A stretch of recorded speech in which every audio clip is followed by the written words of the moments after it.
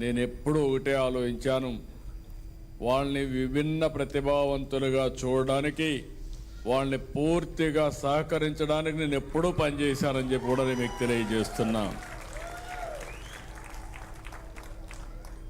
ఈరోజు మీకు కొంచెం మద్దతు ఇస్తే విజయం మీదే. మీకు విజువల్ పవర్ ఎక్కువ, పట్టుదల ఎక్కువ, శక్తి మీకుంది. అందరికంటే ఎక్కువ పట్టుదల ఎవరికి ఉందంటే వారికి చిరునామాగా దివ్యాంగులు ఉంటారని చెప్పి మరొక్కసారి విజ్ఞప్తి చేస్తున్నా. ఈసారి అంతర్జాతీయ దివ్యాంగుల దినోత్సవం కూడా theme fostering disability inclusive societies for advancing social progress.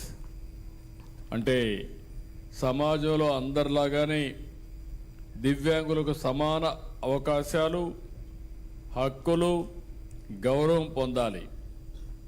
ఇందుకు అనుకూలమైన సమాజాన్ని నిర్మాణం చేయాలనేది ఈ సంవత్సరం యొక్క థీమ్, ముఖ్యమైన ఉద్దేశం అని చెప్పి కూడా నేను మీకు తెలియజేస్తున్నా. మీ ఎదుగుదలకు ఎలాంటి చట్టాలు అవసరం, ఎలాంటి ఇన్సెంటివ్స్ అవసరం, అటు అభివృద్ధి సంక్షేమ కార్యక్రమాలు రెండు కూడా ముందుకు తీసుకుపోవడానికి ఈ ప్రభుత్వం ఎప్పుడూ ముందుంటుందని చెప్పి కూడా నేను మీకు తెలియజేస్తున్నా. ఈరోజు మొట్టమొదటిసారిగా దివ్యాంగులకు కూడా పింఛన్లు ఇవ్వాలని నిర్ణయించింది ఎన్టీ రామారావు గారు. 30 రూపాయలు. ఆ తర్వాత 86లో దాన్ని 50 రూపాయలు పెంచారు. ఆ తర్వాత 2006కి దాన్ని 200 చేస్తే 120 రూపాయలు వేస్తే నేను సీఎం అవుతానే 200 నుంచి 500 చేశాను. 500 నుంచి 3000 చేశామని చెప్పి కూడా నేను మీకు తెలియజేస్తున్నాను. 2 సార్లు పెంచాం. అంటే ఒకసారి మళ్ళీ మొన్న వచ్చినప్పుడు ఏమాత్రం ఆలోచించకుండా 3000, 6000 చేశామని మీ అందరికి విజ్ఞప్తి చేస్తున్నా.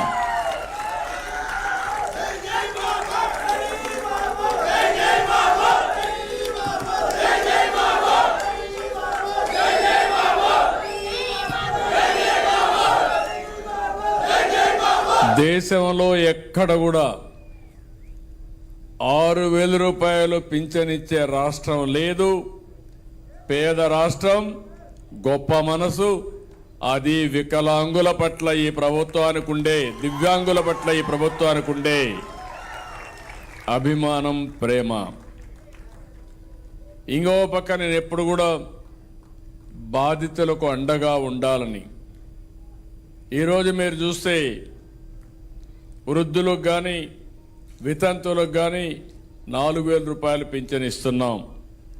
వీళ్ళకు కాకుండా డయాలసిస్ పేషెంట్లు కానీ, తలసేమియా పేషెంట్లు కానీ, ఇంకో పక్క కిడ్నీ పేషెంట్స్ ఉంటే అలాంటి వారందరికీ 10,000 రూపాయలు ఇస్తున్నాం. కొంతమంది బెడ్కి పరిమితమై ఇంట్లో కుటుంబ సేవలు, సభ్యుల సేవలు అవసరమైతే 15,000 ఇస్తున్నాం. దగ్గర 63,50,000 మందికి నెలవారీ పింఛన్లు ఇచ్చి మొదటి తారీఖున మీ ఇంటికి వచ్చి మీరెక్కడుంటే అక్కడ ఈ పింఛన్లు అందించే ఏకైక ప్రభుత్వం ఎన్డీఏ ప్రభుత్వం అని చెప్పి కూడా నేను మీకు తెలియజేస్తున్నా.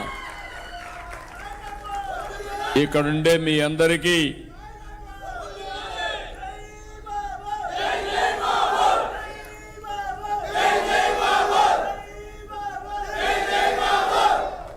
ఏడు 7,68,000 మందికి దివ్యాంగులకి ప్రతి నెల 470 కోట్లు పంపిణీ చేస్తున్నాం. సంవత్సరానికి 6,000 కోట్ల రూపాయలు మీకు ఇచ్చేది, అది మా కమిట్మెంట్ అని చెప్పి మరొకసారి విజ్ఞప్తి చేస్తున్నా.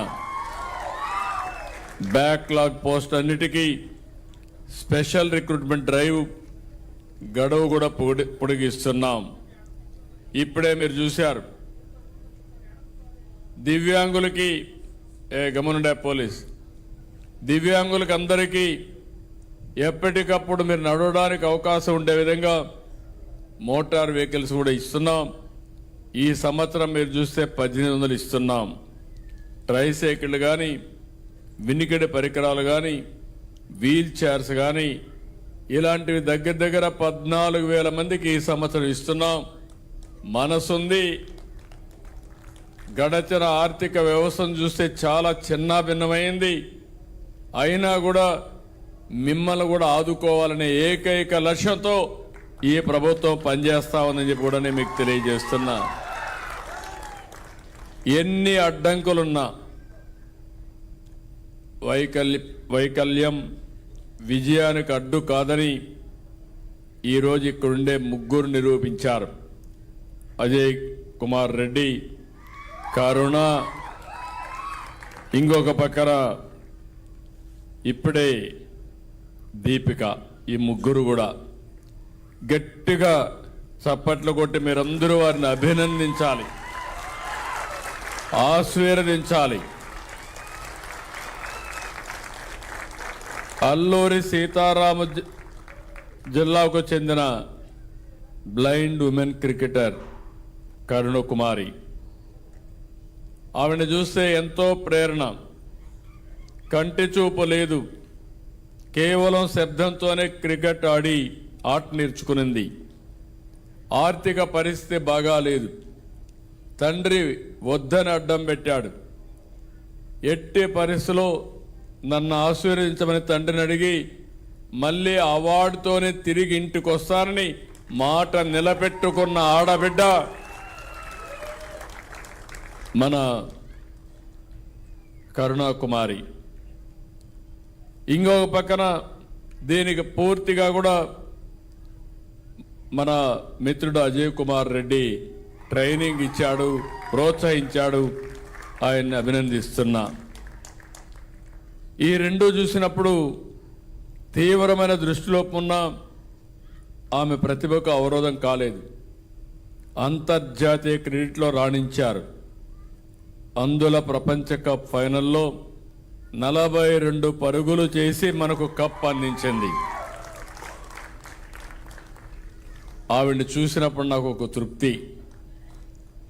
ఎక్కడో డబ్బులుండి కాన్వెంట్ స్కూల్లో చదువుకోలేదు, ఆధునికమైన వస్తువులతో ఆడుకోలేదు, ప్రాక్టీస్ చేయలేదు.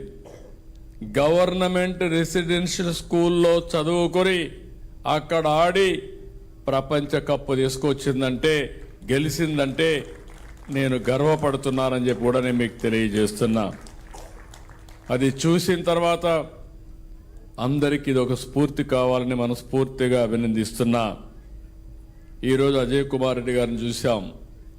చిన్నతనంలో ఒక ప్రమాద కారణంగా చూపు కోల్పోయారు. నరసరావుపేట అందుల పాఠశాల చదివారు. క్రికెట్లో శిక్షణ తీసుకున్నారు. తొలి బ్లైండ్ T20 ప్రపంచ కప్ను భారత్ గెలవడంలో కీలక పాత్ర పోషించిన వ్యక్తి అజయ్ కుమార్ రెడ్డి. కెప్టెన్గా 2017లో బ్లైండ్ T20 ప్రపంచ కప్ని, 2018 బ్లైండ్ క్రికెట్ ప్రపంచ కప్ను 2 గెలిపించారు. అందుకే ఆయనకు అర్జున్ అవార్డు వచ్చింది. ఈరోజు చూసినప్పుడు నేను చాలా గర్వపడుతున్నాను, అభినందిస్తున్నా. 3వ మెంబర్ దీపిక టీసీ కర్ణాటక తరపున ఆడారు. ఈ రాష్ట్రంలో పుట్టారు. ఒక స్ఫూర్తిదాయకంగా ఆడి ఆవిడైతే చాలా బ్రహ్మాండంగా ముందుకు పోయారు. చిన్నప్పుడు జరిగిన ప్రమాదంలో కంటి చూపు పోతే చాలా వరకు ముందుకెళ్ళి world T20 blind women cricket జట్టు కెప్టెన్గానే కాదు, పారా అథ్లెటిక్ గాను ప్రతిభను చాటారు. జాతీయ క్రీడల్లో 100 మీటర్లో స్ప్రింట్ లాంగ్ జంపుల్లో కూడా సిల్వర్ మెడల్ దక్కించుకొని మనం అందరం గర్వపడే విధంగా చేశారు. అలాంటి ఆడబిడ్డ ఇక్కడే పుట్టింది. మట్టిలో మాణిక్యం. కర్ణాటక తరపున ఆడి దేశ పరువు నిలబెట్టింది, ప్రతిష్ఠను పెంచింది. మనస్ఫూర్తిగా అభినందిస్తున్నా. ఇలాంటి చూసినప్పుడు ఆవిడ ఇప్పుడు ఒకటే ఆలోచిస్తూ ఉంది, దీపిక ఐఏఎస్ కావాలని. నాకు ఏమాత్రం అనుమానం లేదు, తప్పకుండా సాధిస్తుంది. ఈ పట్టుదలతోనే ముందుకు పోవాలని గట్టిగా చప్పట్లు కొట్టి అందరూ ఆశీర్వదించండి. ఒక ఆదర్శంగా నిలుస్తుంది. ఈరోజు దివ్యాంగులందరూ కూడా తమను తాము నిరూపించుకోవాలంటే ముందు చూపుతో ముందుకు పోవాల్సిన అవసరం ఉంది. ఈరోజు మెగా డిఎస్సి ద్వారా 2260 స్పెషల్ ఎడ్యుకేషన్ టీచర్ పోస్టులు నియమించాం. వినికిడి దృష్టిలోపు ఉన్న వారి కోసం ప్రత్యేకంగా 10 పాఠశాలని నిర్వహిస్తున్నాం. ఆధునిక అలారం సిస్టమ్స్ ఏర్పాటు చేశాం. హోమ్ స్కూలింగ్ని తీసుకొచ్చాం. 679 భవిత కేంద్రాలని ద్వారా ఎర్లీ ఇంటర్వెన్షన్ థెరపీ అందిస్తున్నాం. శాస్కీ ద్వారా డబ్బులు ఇచ్చి దగ్గర 4,32,00,000 ఇచ్చి హాస్టల్ బిల్డింగ్స్ అన్నీ కూడా రెనోవేషన్ చేస్తున్నాం. ఇంకొక పక్కన మీరు చూస్తే ఇప్పటికీ ఆర్టీసీ బస్సుల్లో నగరాల్లో ఉచితంగా, జిల్లా సర్వీసుల్లో 50% రాయితీ కూడా ఇస్తున్నాం. విశాఖలో 23 ఎకరాల్లో national centre for disability sports stadium ఏర్పాటు చేసి పిల్లలు ఆడుకోవాలంటే బ్రహ్మాండంగా రాణించే విధంగా చేసే బాధ్యత ఈ ప్రభుత్వం తీసుకుంటామని చెప్పి కూడా నేను మీకు తెలియజేస్తున్నా. ఇక్కడికి వచ్చినప్పుడు వీళ్ళు చూసిన తర్వాత నాకు ఒకటే అనిపించింది, కరుణ కుమార్ గారికి ఇప్పుడే గొట్టిపాటి రవికుమార్ ద్వారా ఒక 5 లక్షల రూపాయలు ఇచ్చారు. ఇంకొక పక్కన మీరు చూస్తే ఆంధ్ర క్రికెట్ అసోసియేషన్ ఒక 5 లక్షల రూపాయలు ఇచ్చారు. బ్లైండ్ క్రికెట్ అసోసియేషన్ తరఫున 1 లక్ష ఇచ్చారు. రాష్ట్ర ప్రభుత్వం తరఫున 15 లక్షల రూపాయలు ఆ అమ్మాయికి ఇచ్చి ఒక ఇల్లు కూడా కట్టిస్తామని మీ అందరికీ హామీ ఇస్తున్నా. ఇంకొక పక్కన అజయ్ కుమార్ రెడ్డి గారికి కూడా ఒక స్ఫూర్తిదాయకంగా పనిచేశారు. 2.5 లక్షల రూపాయలు రాష్ట్ర ప్రభుత్వం తరపున ఆయనకు ఇస్తామని చెప్పి కూడా నేను హామీ ఇస్తున్నా. నేను ఎందుకంటే మామూలుగా 10 లక్షల రూపాయలే కరుణ కుమార్కి ఉంటే కాదు 15 లక్షలు ఇస్తున్నానంటే వీరిని ప్రోత్సహించాలి, మిగిలిన వాళ్ళకి స్ఫూర్తి కావాలనే ఉద్దేశంతోనే ఇస్తున్నా. అజయ్ కుమార్ రెడ్డికి 10% అంటే కాదు ఒక 2.5 లక్షలు ఇచ్చి ఆంధ్ర క్రికెట్ అసోసియేషన్ 1 లక్ష రూపాయలు ఇస్తారు. దీపిక ఈ రాష్ట్రంలో పుట్టిన బిడ్డ, ఆ అమ్మాయికి కూడా ఒక 10 లక్షల రూపాయలు ఆర్థిక సహాయం చేస్తాం. కర్ణాటక గవర్నమెంట్ 10 లక్షలు చేసింది. ఆ అమ్మాయికి కూడా ఇల్లు కట్టించే బాధ్యత ఈ ప్రభుత్వం తీసుకుంటామని చెప్పి కూడా నేను మీకు తెలియజేసుకుంటున్నా. ఇలాంటివి చేస్తూనే ఈరోజు ఈ ప్రభుత్వం ఎప్పుడు కూడా మీకు అండగా ఉంటుంది. మీరు ఆశీర్వదించండి. ఎన్డీఏ ప్రభుత్వం మీకోసం నిరంతరం పనిచేస్తాం. అందుకే ఈరోజు నేను ఒకటి ఆలోచించాను.